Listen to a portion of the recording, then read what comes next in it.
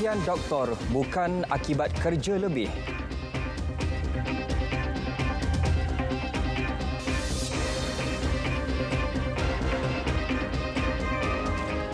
Assalamualaikum dan salam Malaysia Madani.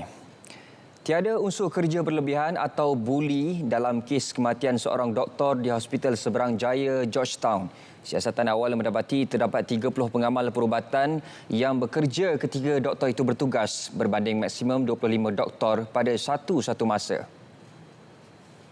Mempunyai scientific evidence juga yang kita guna pakai dan juga di dalam Parlimen Yang Berhormat Menteri telah menyebut bahawa hospital mempunyai optimum workforce dan sebanyak 25 MOs dan juga ketika itu workforce yang ada adalah 30, bermaksud elemen of overwork ataupun bully itu tidak berlaku.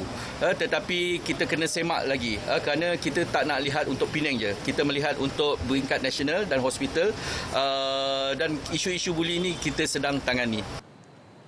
Menurutnya, KKM akan merangka polisi lebih berkesan bagi menangani sebarang isu berkaitan buli dalam sektor kesihatan. Sementara itu, 45,666 premis seluruh negara diperiksa dalam usaha beri penguatkuasaan pendidikan berhubung Akta Kawalan Produk Merokok demi Kesihatan Awam 2024, Akta 852. Datuk Lukan Isman berkata, pemeriksaan itu dilaksana menerusi 2,697 operasi dan sebanyak 57,856 penguatkuasaan pendidikan telah dijalankan setakat ini. 827 notis merokok di kawasan larangan turut dikeluarkan. 6 notis pula dikeluarkan pada premis yang tidak meletakkan papan tanda larangan merokok. Tegasnya, pemilik premis diharap patuh garis panduan ditetapkan sebelum kerajaan menguatkuasa larangan pamer produk tembakau April depan. Susulan dakwaan anggur import jenis Shine Muscat mengandungi bahan kimia berlebihan sehingga mengakibatkan keracunan. Kementerian Pertanian dan Keterjaminan Makanan KPKM akan jalankan pemeriksaan lanjut berhubung perkara terbabit. Kita akan pergi kepada pihak yang membuat kajian, terutama dan Mardi dan Makmal kita untuk kajian dan pengusahaan. Kita ambil semua hal importan ini memang kerajaan kita amat teliti. Dan soal-soal kalau ada apa-apa yang dilihat sebagai keracunan dan sebagainya. Khamis lalu, pihak berkuasa Thailand beri amaran mengenai pencemaran anggur Shine Muscat selepas mendapati kebanyakan sampel yang dikumpul mengandungi sisa kimia berbahaya melebihi paras maksimum dibenarkan. Orang ramai dinasihat berwaspada terhadap sindiket penipuan pembelian rumah, terutama melibatkan Rumah Mampu Milik Johor RMMJ. Esko Negeri Datuk Muhammad Jafni Mat Syukur berkata, pihaknya mengesan beberapa iklan di media sosial menawarkan khidmat permohonan RMMJ yang tidak sah. Kadang-kadang dalam TikTok, dalam media saya tengok juga, dia orang kata Rumah Mampu Milik, tapi dia bukan di bawah apa? Di bawah RMJ. Jadi benda tu memang sentiasa berlaku. Cuma saya bagi nasihat dan beritahulah pada mereka yang nak rumah, jangan risau, kita ada lagi 17,000 unit rumah mampu milik akan dibina di seluruh Johor secara berfasa. Kalau dia tak dapat yang ni, akan datang kat tempat lain pun lagi juga. Tegas beliau, segala urusan dalam talian berkaitan RMMJ hanya dijalankan di laman sesawang e-Rumah Johor sahaja. Pemohon RMMJ yang berjaya hanya perlu membuat bayaran sebanyak RM30 sahaja setelah menerima sijil layak memiliki rumah.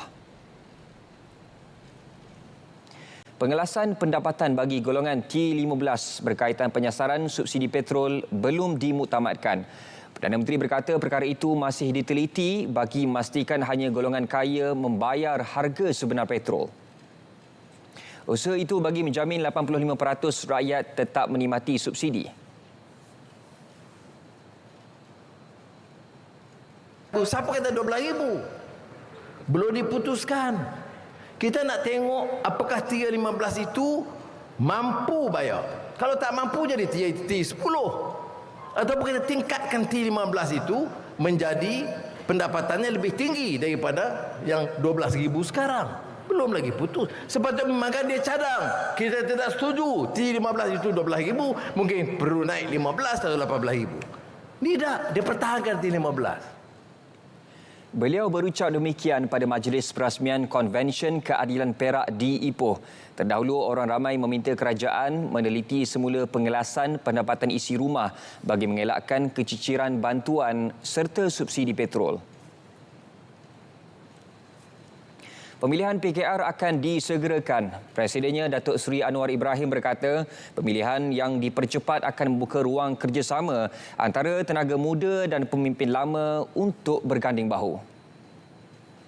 Perkara itu diputuskan menerusi mesyuarat Biro Politik Parti semalam. Penangguhan tidak diperlukan kerana tarikh jagaan untuk pilihan raya umum ke-16 masih jauh. Membina generasi. Di kalangan angkatan muda, wanita mesti beri ruang kepada lebih anak yang lebih muda. Cabang-cabang juga begitu. Jadi kita harus melihat kemungkinan menyegerakan pemilihan parti, tetapi tidak dengan cara yang dahulu, yang hiruk pikuk kacau bilau. Kena ikut peraturan yang lebih teliti.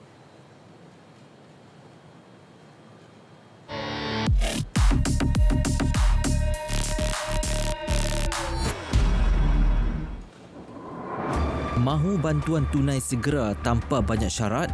Terjumpa kandungan media sosial yang promosi perkara itu? Awas, anda mungkin jadi mangsa penipuan. Semakan pasukan Biar Betul mendapati banyak hantaran menawarkan bantuan tak wujud. Ada daripadanya bantuan secara bulanan. Ada juga yang tawar pindahan tunai menerusi e-dompet. Selain itu, ada akaun yang menyamar sebagai pusat sehenti bagi semakan kelayakan bantuan kerajaan. Lazimnya, sindiket berkaitan akan minta butiran peribadi. Ada juga yang menyuruh pengguna klik butang tertentu kononnya untuk semakan maklumat. Jika patuh pada arahan demikian, mereka berisiko jadi mangsa kecurian data dan penipuan. Bagi mengelak jadi mangsa, orang ramai disaran hanya layari laman sesawang rasmi. Selain daripada itu, pengguna tak perlu layan sebarang cubaan meski tawarannya menggiurkan. Sentiasa waspada, elak jadi mangsa. Paling penting, jangan teruskan rantaian penipuan dengan kongsi hantaran meragukan. Terima bahan fitnah atau disyaki tidak betul, segera lapor ke MCMC. Biar betul, tak pasti, jangan kongsi.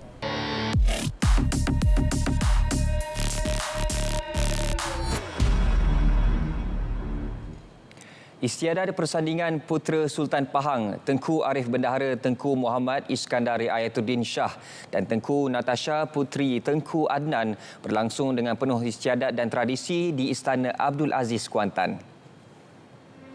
Istiadat disaksikan Sultan Pahang As-Sultan Abdullah Riayatuddin Al-Mustafa Billah Shah dan Tengku Ampuan Pahang Tunku Azizah Aminah Maimunah Iskandariah.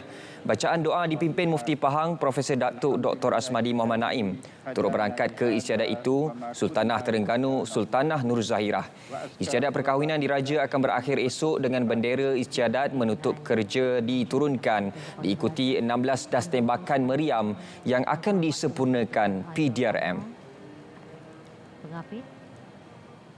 Permohonan Malaysia untuk sertai BRICS dapat sokongan padu 5 anggota asalnya, Brazil, Rusia, India, China dan Afrika Selatan. Menurut Perdana Menteri, perkara itu dimaklum rakan sejawatan dari Ethiopia, Dr. Abiy Ahmed Ali sewaktu pertemuan mereka. Dia kata, dalam mesyuarat 8 negara asas tu yang dipengusikan oleh Vladimir Putin, Presiden Rusia, belah kanan dia Xi Jinping, Presiden negara China, belah kiri dia Perdana Menteri India Narendra Modi. Dia kata nama negara yang pertama diusulkan Malaysia. Putin cadang sokongan kuat dan padu oleh negara China dan India dan Brazil dan Ethiopia dan Afrika Selatan. Terus tak ada soal orang terima Malaysia ini sebagai anggota BRICS yang baru. Perdana Menteri Ethiopia turut memaklumkan imej Malaysia sangat baik. Justru tidak hairan apabila daripada lebih 30 negara yang memohon, Malaysia antara yang berjaya menyertai blok itu. Dan secara rasmi diiktiraf sebagai satu daripada 13 negara rakan baharu dalam BRICS.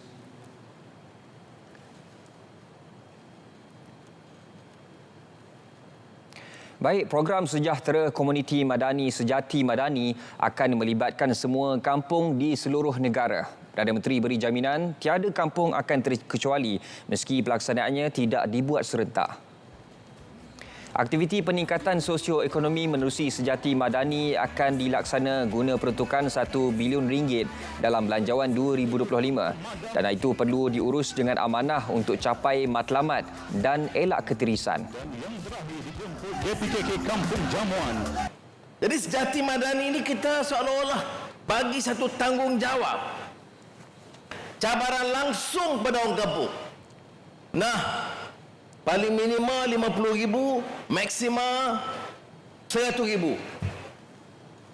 Imamnya, ketua kampungnya, pengulunya, persatuan belianya, wanitanya, datang kuasa masjidnya, koma duduklah runding betul-betul.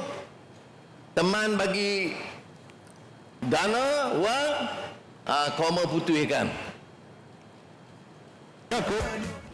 Bagi memastikan lebih ramai terima manfaat Sejati Madani, Jabatan Penerangan diarah tingkatkan kefahaman masyarakat berkait inisiatif berkenaan. Fokus tertumpu kepada cara buat permohonan. Kita dapati antara isu yang dihadapi bukan sekadar maklumat mengenai program, tapi mungkin cara untuk membuat permohonan. Di sini saya telah mengerahkan Jabatan Penerangan dan juga khususnya badan seperti organisasi seperti Komuniti Madani untuk pertama tingkatkan pemahaman tentang cara membuat permohonan. Kedua, kita akan kenal pasti komuniti-komuniti yang sewajarnya layak tapi mungkin mereka tak tahu ataupun mereka tidak faham cara untuk membuat permohonan itu. Lebih ramai pelajar akan dihantar ke China bagi menjalani latihan TVET jangka pendek dan sederhana. Timbalan Perdana Menteri Datuk Seri Dr. Ahmad Zahid Hamidi memaklumkan usaha itu boleh dilakukan berikutan kenaikan peruntukan TVET. Kami juga akan mengadakan perbincangan dengan pihak BIFANG di China untuk menghantar lebih lagi pelajar-pelajar dari pelbagai kaum termasuk masyarakat Cina dengan kerjasama sebuah college dan untuk belajar indah juga dengan college yang dikendalikan. Begitu juga untuk pelajar-pelajar Sabah dan Sarawak, kita juga telah menghantar pelajar-pelajar Tibet ini keluar negara. Menerusi belanjawan 2025, peruntukan TVET naik kepada RM7.5 bilion selari dasar TVET negara. Naib Presiden UMNO Datuk Seri Wan Rusdi Wan Ismail akan mengetuai sekolah politik ditubuhkan Barisan Nasional BN. Pengerusinya Datuk Seri Dr. Ahmad Zahid Hamidi berkata, sekolah tersebut berperanan melatih generasi muda berpotensi untuk diketengah sebagai pelapis pemimpin parti dan calon pilihan raya. Mereka akan dilatih dengan teori dan amali kepimpinan di sekolah politik yang ditubuhkan di Institut Latihan Memperkasa Ummah Ilmu Janda Baik.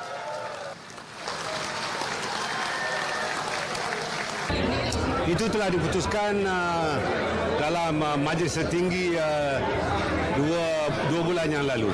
Ya. Jadi sekarang ini kami sedang menyusunnya dan saya harap Datuk Seri Diraja Wan Rusdi akan dapat memperincikannya dalam waktu yang paling terdekat. Pejabat Kecerdasan Buatan Kebangsaan NAIO bakal dilancar Perdana Menteri 12 Disember ini. Ia berperanan bantu kerajaan gubal polisi bersesuaian pembangunan teknologi berkenaan. Kita akan dapat input daripada seluruh industri berkaitan dengan apakah sebenarnya keperluan industri apabila kita bergerak ke arah AI ini. Kita kena menyediakan negara kita untuk AI dan apabila kita laksanakan tugas tersebut, kita lihat kepada aspek bagaimana ianya akan membawa benefit ataupun kebaikan, tapi dalam masa sama juga ada risiko yang terlibat. Jadi kita kena lihat bagaimana kita boleh balance lah. Penubuhan NAIU juga berupaya tingkatkan keupayaan AI negara untuk perkukuh ekonomi digital dan perkhidmatan awam selain pembangunan mampan. Johor berjaya menarik pelaburan bernilai RM360 juta bagi menyokong pembangunan pusat data. GDS International melabur RM14.33 bilion menerusi 2 pusat data di Nusa Jaya Tech Park dan Kempas Tech Park Johor Bahru. Sekaligus merancangkan ekosistem rantaian bekalan industri.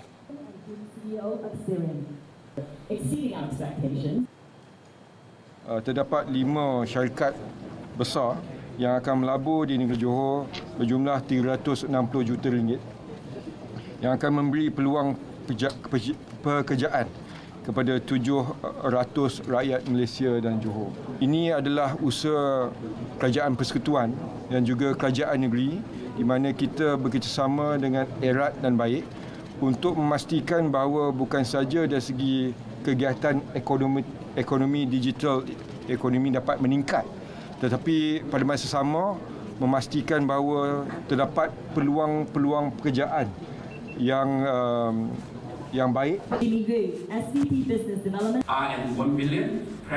Johor turut komited menyediakan tenaga kerja mahir mencukupi dan berkualiti menerusi penubuhan Majlis Pembangunan Bakat Johor JTDC yang akan dilancarkan Timbalan Perdana Menteri Datuk Seri Dr. Ahmad Zahid Hamidi 3 November ini. Karnival Deepavali berpotensi menjadi acara tahunan yang mampu menarik minat pelancong domestik serta antarabangsa.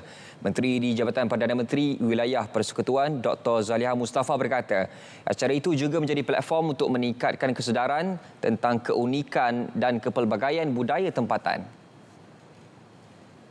Program seperti ini bukan hanya menjadi satu keadaan di mana kita membantu khususnya rakyat-rakyat yang B40, M40 dan mereka-mereka yang ada interest untuk berniaga dan meningkatkan ekonomi, tetapi juga dia adalah satu perkara yang kita boleh jadikan acara tahunan yang juga menjadi tarikan kepada pelancongan, sama ada pelancongan secara domestik ataupun juga antarabangsa. 500,000 pengunjung disasar memeriahkan Karnival Deepavali 2024 yang berlangsung di ruang parkir Kompleks Sukan Negara Bukit Jalil. Pada 2010, trend ini telah meningkat begitu ketara sekali, dan juga kalau kita tengok trade buyers yang datang untuk event kita ini telah bertambah berlipat kali ganda. Dan kalau tengok daripada segi nilai jualan tu lebih daripada 20 juta ringgit, dan juga kita telah melahirkan ramai usahawan tempatan di sini. Baik, Yapim salur bantuan berjumlah 2.34 juta ringgit kepada 2,340 pelajar kemasukan baharu daripada keluarga Asnaf dan B40 menerusi program bantuan didik madani. Agensi Agama sentiasa prihatin membela nasib masyarakat termasuk menoktahkan kemiskinan tegar melalui pendidikan. Pihak kerajaan termasuklah agensi-agensi yang berada di bawah saya, Yapim, Majlis Agama Islam Wilayah Persekutuan, yang dibantu dengan dana yang disumbangkan melalui zakat oleh pembayar zakat. Kita akan berikan bantuan kepada para mahasiswa yang memerlukan, yang ada kekangan daripada sudut kewangan tersebut. Bantuan ini akan diberikan dan disalurkan. Sebab kerajaan kita semua tak nak anak-anak ini tercicir disebabkan oleh kekangan kewangan. Setiap pelajar menerima sumbangan RM1,000 melibatkan 20 universiti awam di Selangor. Sejak 1985 hingga Jun lalu, Yapim telah mengagihkan RM703 juta kepada 10 juta penerima manfaat di seluruh negara. Selangor peruntuk lebih RM3 juta bagi program saringan dan pemeriksaan kesihatan percuma. Ex-Guru Negeri Jamaliah Jamaluddin berkata saringan asas merangkumi pemeriksaan penyakit kanser, penglihatan dan pendengaran itu telah memberi manfaat kepada lebih 6,000 penerima. Tujuannya meningkatkan kesedaran pemeriksaan kesihatan yang masih rendah dalam kalangan masyarakat. Banyak warga Selangor dan juga rakyat Malaysia sebenarnya tak sedar tentang keadaan kesihatan sendiri. Tapi mengapa saringan kesihatan penting adalah kerana sekiranya kita dapat tahu isu kesihatan pada peringkat awal, maka kos rawatan akan lebih rendah dan juga rawatan yang kita dapatkan juga lebih mudah. Beliau berkata demikian selepas merasmikan program penutup jelajah Agenda Nasional Malaysia Sihat peringkat Selangor di Kelang. Program saringan kesihatan dijalankan di semua 56 Dewan Undangan Negeri DUN. Suruhanjaya Syarikat Malaysia SSM menyumbang sebuah van jenazah kepada Masjid Al-Ilmi di Sungai Berembang, Simpang 4. Ia sebagai sebahagian daripada tanggungjawab sosial korporat syarikat itu kepada masyarakat. Pengurus SSM Perlis Ahmad Nizam Samsu menyerahkan kunci van tersebut kepada Imam Masjid Al-Ilmi Afandi Sa'ad.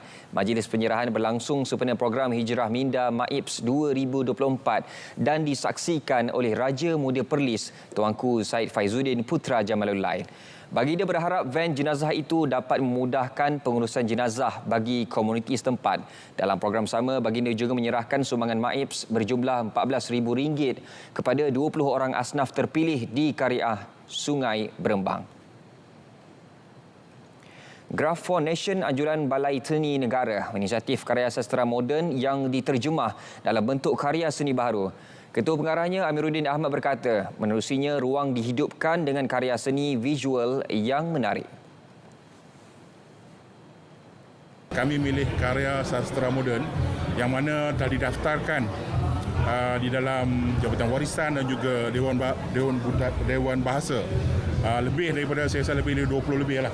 Dan karya-karya sastera oleh seniman sastrawan negara dan seniman negara ini kami telah distribusikan di kalangan pelukis-pelukis grafiti muda ini untuk mereka baca dan mereka terjemahkan.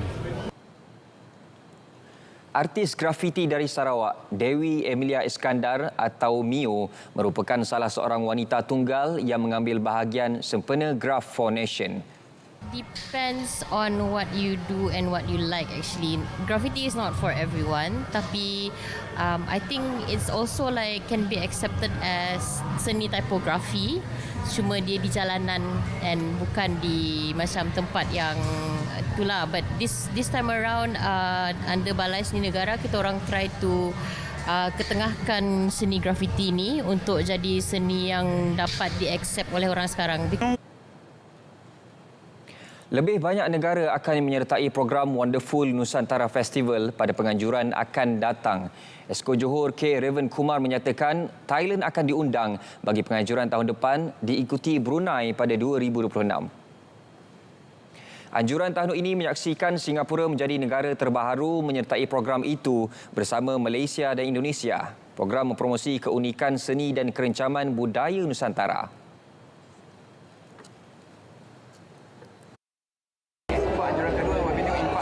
Dia lebih meriah. So kalau tengok anjuran pertama dua negara kerjasama, anjuran ketiga Singapura dah kerjasama, dan bila yang tahun lepas kita harapkan Thailand tengah tunjukkan dia punya inisiatif nak mungkin nak kerjasama, so dia makin berkembang lah. So dari sekadar mula berkembang dan kita tengok penglibatan pelajar-pelajar sekolah begitu tinggi. So ini sedikit sebanyak akan meningkatkan lagi pengetahuan mereka lah, minat dalam kebudayaan. Penganjurannya juga mampu jadi tarikan utama sempena Tahun Melawat Johor 2026. Ia menyaksikan setiap negara mempersembah tarian budaya dan keunikan busana masing-masing.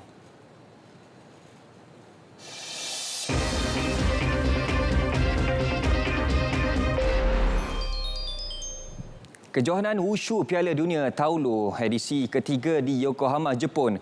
Pasukan negara berjaya menambah pungutan pingat emas menerusi Wong Wengson. Atlet berusia 32 tahun itu mempamerkan gerakan kemas untuk mengutip 9.773 mata dalam asyara Jiangsu lelaki. Wang Son menewaskan wakil tuan rumah yang mengumpul 9.766 mata diikuti atlet Nepal di tempat ketiga. Kem Wushu negara turut menambah koleksi pingat menerusi Tan Cheong Min yang meraih perak dalam acara Nancuan Wanita selepas meraih 9.770 mata. Pingat emas menjadi milik atlet Indonesia dengan pungutan mata 9.773 manakala wakil Hong Kong meraih tempat ketiga. Sementara itu, Clement Ting Su Wei menamatkan saingan dalam disiplin Wushu lelaki di tempat keempat, manakala Sydney Chin Sai Suan ke-6 dalam disiplin Tai Chi Jian wanita.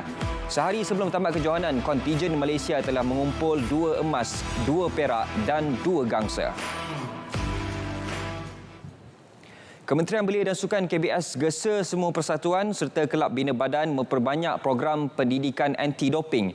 Ia bagi tingkat kesedaran atlet mengenai bahaya penggunaan bahan terlarang dalam sukan, khususnya di peringkat amatur. Menterinya Hana Yuh memaklumkan langkah itu harus diberikan lebih awal pada atlet-atlet muda.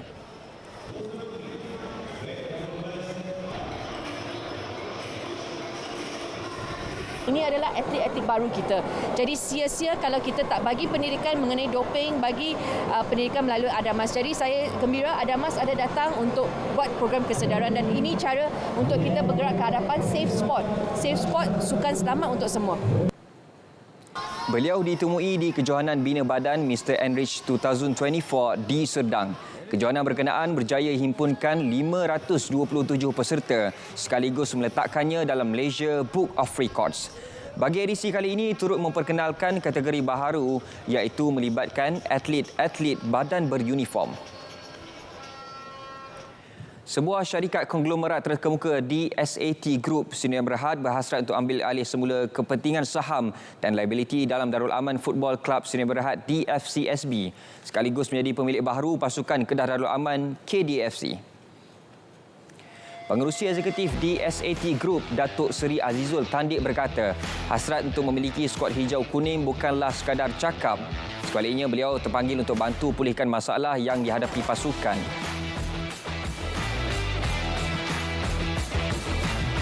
Kami di dalam SAT Group bersedia untuk bekerjasama memastikan kelab bola sepak Kedah FC ini dapat berfungsi dengan baik dan perancangan kita akan terus mengukuhkan KDAFC sebagai persatuan ataupun kelab bola sepak terunggul di negeri Kedah. Tambah beliau, pihaknya pernah beri tawaran untuk mengambil alih KDAFC pada tahun lalu namun tidak jadi kenyataan. Satu perbincangan lanjut bersama pemilik majoriti KDAFC Tan Sri Dr. Muhammad Daud Bakar dan pemegang taruh yang lain akan diadakan dalam masa terdekat.